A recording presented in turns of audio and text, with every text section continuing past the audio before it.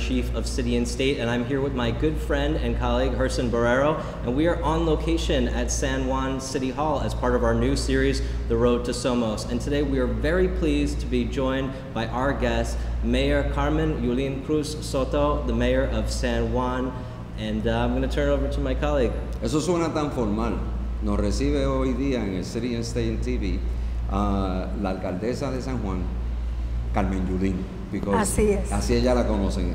Gracias por concedernos esta entrevista, esta oportunidad, que es parte de la cobertura que estamos haciendo no solamente con Camino hacia Somos, que es la conferencia de otoño que se da aquí en San Juan, pero también de hablar de la diáspora. And I think that if anyone can speak, if there's a Puerto Rican in public life that can speak about the diaspora and the importance of it in connecting back home to this beloved island of ours, is you, because you spent time in the States. I did. I spent, first of all, let me welcome you to San Juan.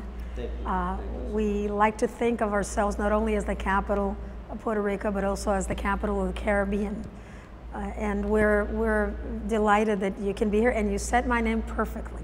Thank you. So I'm cool with that. Well, I went to Boston University from 1980 to 1984. I got my bachelor's there in political science.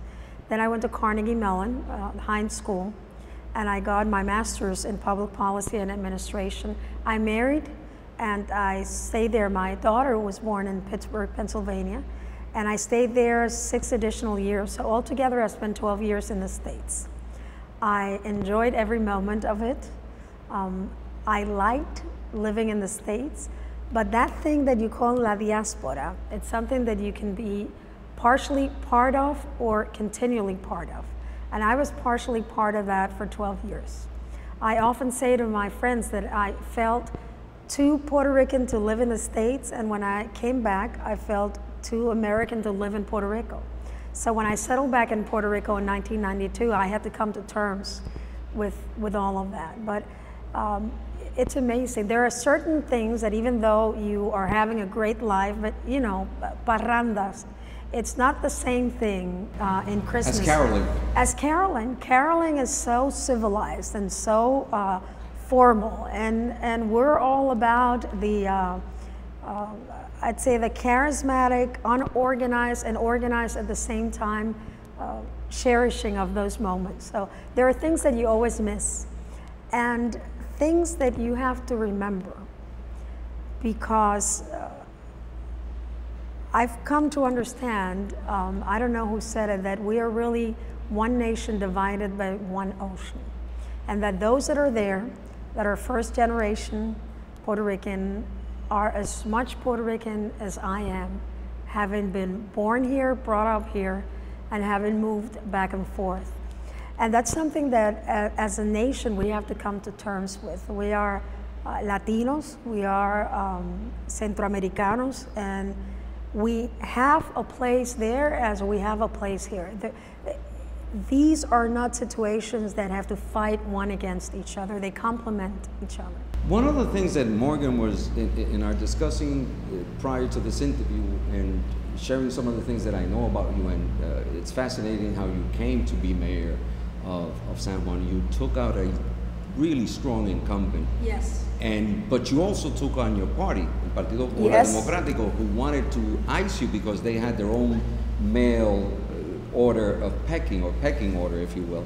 And you did that, but there was a question that I don't think I, as a Puerto Rican, struggle with it because of my political inclination and what I believe. But Morgan, I guess you asked the mayor the question that you asked me about the PPD and the soberanistas, and I said, listen, I can't even explain. I don't think Puerto Ricans among the, so if you can, maybe for our viewers and for Morgan, we can do it. Yes, if you could explain the difference between your position as a soberanista and the conservadores within your own party, because I think a lot of non-Puerto Ricans, particularly in the States, have a misconception of the interests of Puerto Ricans being a monolithic entity, but there are deep political divisions even apparently within your own party. Too many political divisions that usually drive us not to work together, which is awful. And at some point that has to stop. One of the things that I admire about the United States is Republican or Democrat, when the President of the United States, no matter who he or she may be, that tells you something right there, right? That person comes into the Capitol building and says, "Ladies and gentlemen, the President of the United States," and everyone stands up. Because it isn't the person, it is the office. And one of the things that we need to do is respect more, forget about the person, but the office, what it stands for. And I'm a soberanista. Let me tell you what that means, which is quite interesting. It means that I believe in the development of the relationship between Puerto Rico and the United States outside of the territorial clause. Right now, Puerto Rico is the territory of the United States. What that means is that there are certain legislation that apply to Puerto Rico, and unilaterally the Congress can decide whether it applies or it doesn't apply. And I'll give you one example. Section 936 of the US IRS Code was used in the 70s and 80s to heighten the economic power of Puerto Rico. It was given to nationals, industries that were in Puerto Rico, and they could take their gains from Puerto Rico into the US, and they would not have to pay any federal income tax. So that was great. It was like a haven. Because of political issues, the right conservative wing outside my party decided that we had to be more alike to one of the 50 states. So they worked very hard, and this thing was taken away from us. We have lost more than 150,000 jobs to that. And that spiraled us into an economic situation which we're struggling to get out of. If that Section 936 was given, it's because the US Congress could. If it was taken away, it was also because the US Congress had that power. What we soberanistas are talking about is a relationship similar to the one that the US has with the Palau Islands, where there are certain things, legislation that applies to Puerto Rico, but we would have to sit down with the United States and talk about it first. So it would be mutually beneficial. One of the things that we would also like to do is to have more economic power. We don't want to add to the burden, the economic burden that the US, as the rest of the world, is heading on, but we want to have instruments in our power, in our hand, at our own volition, that we can say, this works for us, this doesn't work for us. Many people will say, well, but you know what? Puerto Ricans enjoy a lot of the benefits from the states without being a state, and that is true. However, they forget to tell you that Agent Orange was tried in El Yunque, the only rainforest in Puerto Rico. They forget to tell you that the contraceptive pill was tried in females in Puerto Rico in the 1960s. They forget to tell you that we can only purchase goods and services that come from the United States. So we're 100 by 35, and we are at the 5th or the 6th market for US goods and services. I'll give you a personal example. I used to work for a manufacturing company. I won't say what we manufacture because you'll know which one it is right away. We used to manufacture the goods, put them in a little bag that said distributed in New Jersey, pack them up in a US ship, take them to New Jersey, and then bring them back to Puerto Rico. Would cost 25 cents. We had to pay a retail price of $4 and something cents. Out of the 21 medications that are most widely sold worldwide, 13 are made in Puerto Rico. They cost 20, 25 cents a pill. We pay them $5, $6 a pill. So you have a consumer market that is really held hostage because we cannot use any ship that does not have a US flag. Moreover, if a foreign ship comes into Puerto Rico and does business in Puerto Rico, it is forbidden to move on to a US port. And I'll give you one last example. Even with the breakage of relationships between Venezuela and the United States, the U.S. buys 700,000 barrels of oil every day to Venezuela. We cannot buy oil from Venezuela. How come Citgo is over there in the U.S.? Citgo cannot come to Puerto Rico. So there are certain goods and services that we are prohibited to buy. We are prohibited to purchase at a lower price, and are frankly more expensive just because of the conditions that are put upon us. What soberanistas want to do is, with the continued link of the U.S. citizenship. Why is that? Which is another question that we often get asked. My daughter was born in the U.S., Pittsburgh, Pennsylvania. She can be president of the United States, I can't. I don't want to be president of the United States, but it is, as it should be, a different type of citizenship. Now, if my daughter gave birth today in Spain, she would just go to the U.S. Embassy and write her child, my grandchild, or my, up. That's it. What has happened with the U.S. with other treaties that it has signed with smaller nations is that those nations did not have U.S. citizens. We were granted the U.S. citizenship in 1917, just in the nick of time to help with World War I. Just, what a coincidence, right? Now, there's a lot of things that our relationship with the United States provides us that are excellent opportunities. And in this world of interdependence, we don't see anything wrong in having that relationship where the economic power is in Puerto Rican hands, where we both agree, not unilaterally, but in a bilateral fashion, what is going to apply and not, and keeping the transmission of the U.S. citizenship as it was imposed on us on 1917 when nobody had asked for it. How does that differ from the, what did you call them? The more conservative part of, I want to use your... Yeah, well, I was trying to say conservadores, but I guess I... No, that's fine. I want to use the same term that you use. They believe that, don't laugh, I'm being fair. Yeah, you are. I'm being fair. They believe that the relationship between Puerto Rico and the U.S. can change within that territorial clause. So that we can go to the states and say, you know what, we don't want this law to apply. We want this law to be done in a different way. And I'll tell you Section 936. The use of U.S. ships to transport our goods and services. Virgin Islands does not have that requirement. And they're still part of the United States. The problem is, in my view, that I learned this when I was very little, the golden rule. He who has the gold rules. So if you can give me something, you can take it away.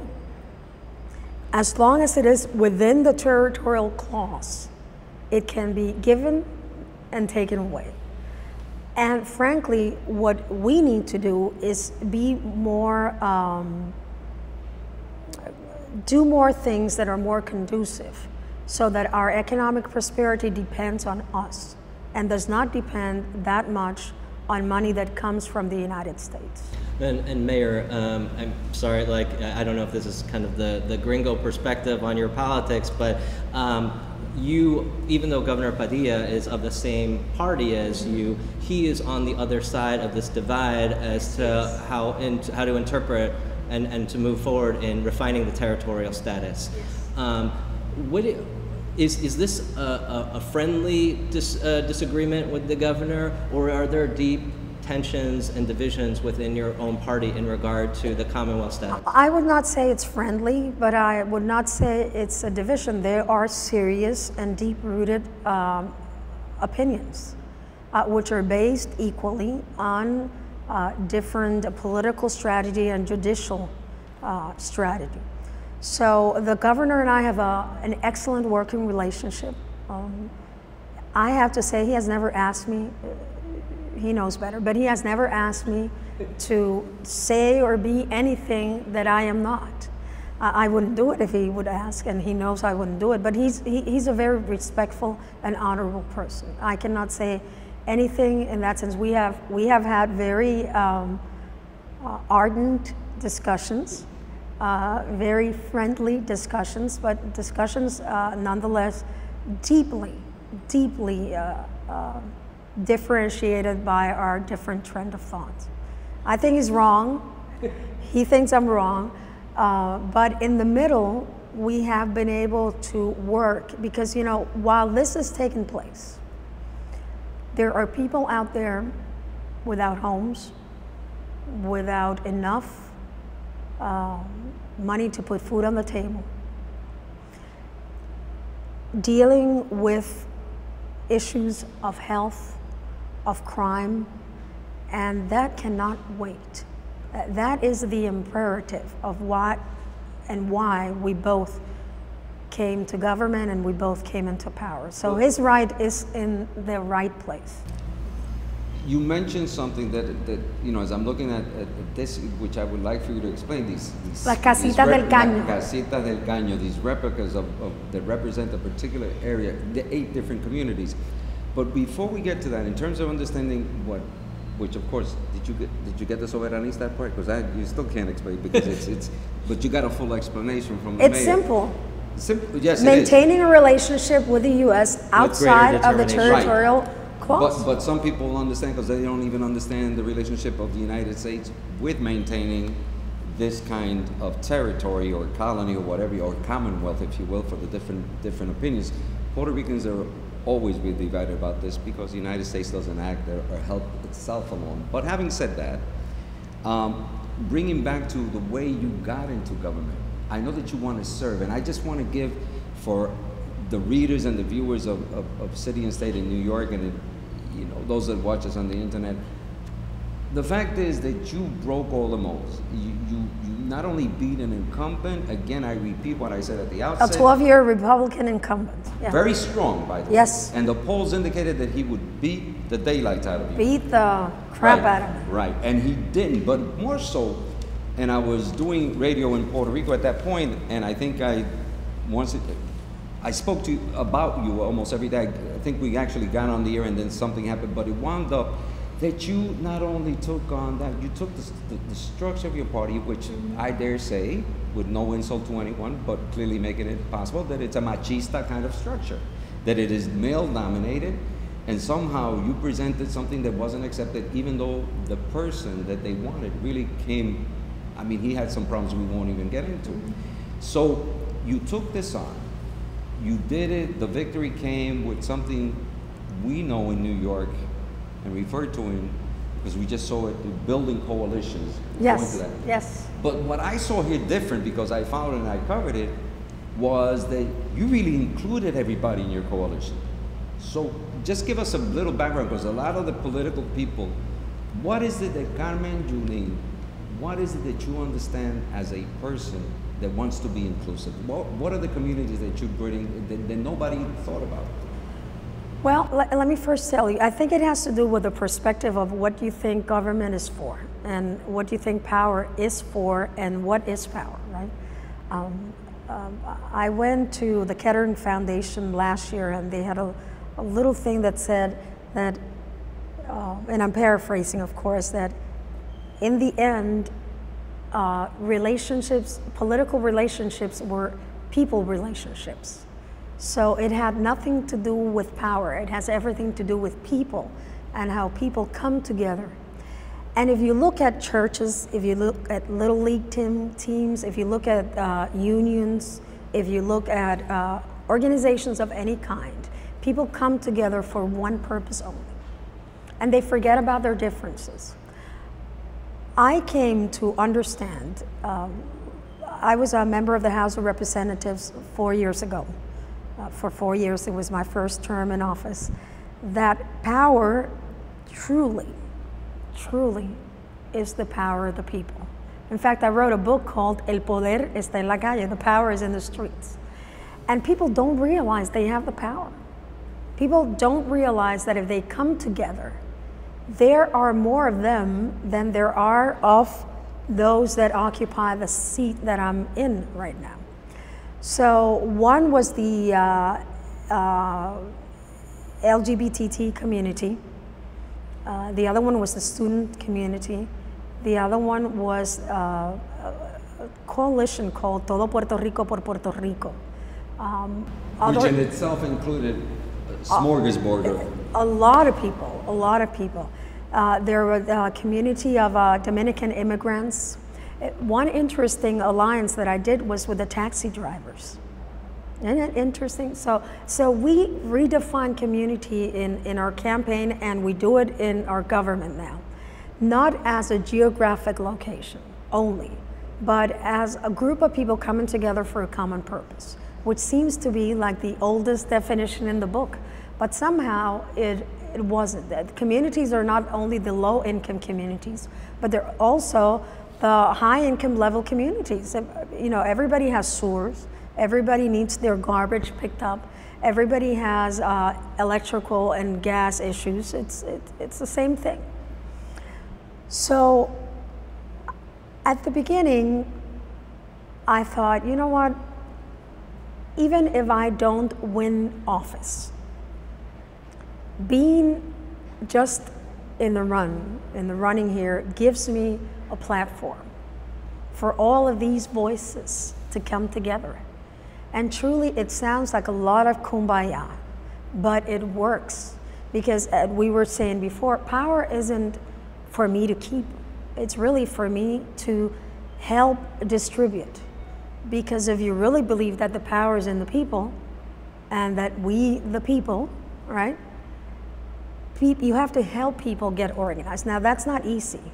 We signed 21 agreements with 21 different communities, because it is the people in those communities that know and understand what they need and what they want. Things as, maybe, I don't know if you can call them avant-garde, because they weren't for us, but to make sure that the protection of domestic violence laws and ordinances fell upon everyone. It didn't matter if you didn't have the papers to legally be in Puerto Rico and San Juan. It didn't matter if it was a lesbian or a gay couple. Everyone had the right to be protected under the law. So we started little by little, and we were laughed at. I was laughed at, and the opposition made fun of me. There are still people that don't believe. Little by little, and keeping that in mind, one by one, we are making sure that we deliver on each one of those commitments. They were not campaign promises. They were commitments. And we are going to make sure that they are 100%, not 98, not I couldn't do it because I don't have any money, not it was too late. What has happened is, as we deal with communities, some communities say, you know what, that thing that I asked you for, not such a priority anymore, let's change it for this other one. So these are documents there in the lobby of my office so that everyone knows, understands, and remembers that we are really here because the people put us here. That we are the people. You know, we're part of the people. We're no different. The issue is that sometimes people treat politicians differently, and then they want politicians to act the same. I'm specially dressed today for your interview. Does something happen to the elected officials once they're elected? Is there a temptation? Is there something that drives you to sort of say, I gotta live the part? And how do you resist it? Because we've seen that in politicians, certainly in New York and New York State. I haven't had that temptation. I haven't, honestly. Mayor, I wanted to ask you, I was talking with Luis, our cab driver, today, and I was saying, what is the principal problem for you? And he said that there is a divide between politicians who are predominantly wealthy, who don't understand the interests of middle class and poor people. And I said, you know, obviously in New York State, in the United States, we don't have that problem because all of our leaders are men and women of the people. But apparently that's a problem here. But you know, Carmen, your aide, was saying that you go out, you work every day with the people. I'm in the streets, right, and I've been highly criticized for that. And this isn't like some photo op where you fill a pothole. I mean, maybe you're a fantastic manual laborer, and that's why you're going out and doing this work to help San Juan. But what is the importance of this for you to go out and actually do this work? I don't mean to be rude, but first of all, that's my job. It's my job to be out there in the streets, making sure that our citizens and our visitors receive the services that we say they're going to get. Now, this is a monstrous, it's smaller than New York, but it's the largest municipal government in Puerto Rico. It's 6,300 employees. I'll give you a very poignant example. We have 9 health service centers around San Juan. Usually you go there if you don't have health insurance. If you cannot pay for it, you go there. Well, to me, that does not mean that you have to get the crappy service and that people have to treat you like things we can't say in camera.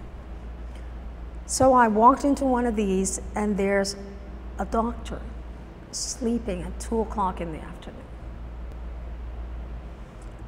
So when I said to the doctor, I didn't know she was a doctor because she was in the nurse's station. And I said, where's your supervisor? I was presuming she was a nurse because she was at the nurse's station. And she said, oh, he's right there. So I went to the nurse and said, look, you have one of your nurses sleeping on the job. Mayor, what do you mean? It's only me and another nurse that's on the next room. I said, well, her. Oh, she's the doctor. That doctor was fired instantly. Instantly. I did not leave the building before she left the building.